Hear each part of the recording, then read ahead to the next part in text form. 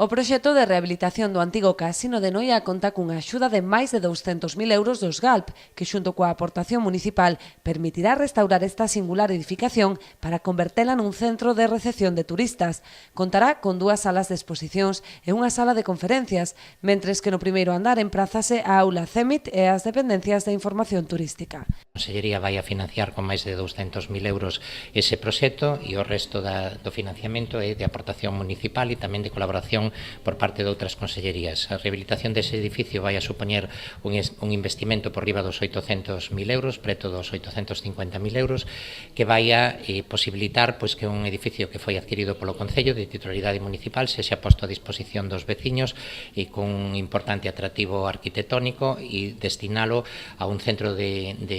recepción de visitantes do seu destino Ría de Muros Noia, que posibilite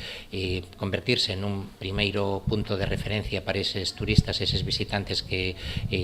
se achegan a nosa ría. A posta en valor a través dos proxectos GALP de iniciativas que teñen moito que ver co desenvolvemento sociocultural dos nosos mariñeiros tamén.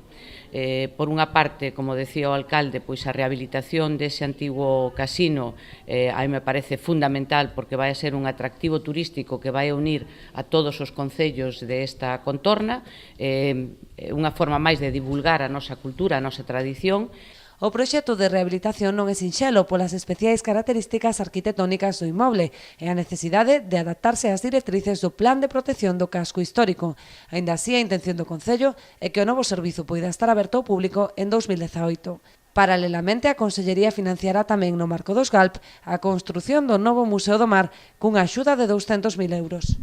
Paralelamente, tamén a Consellería vai a financiar outro proxecto que é o do novo Museo do Mar,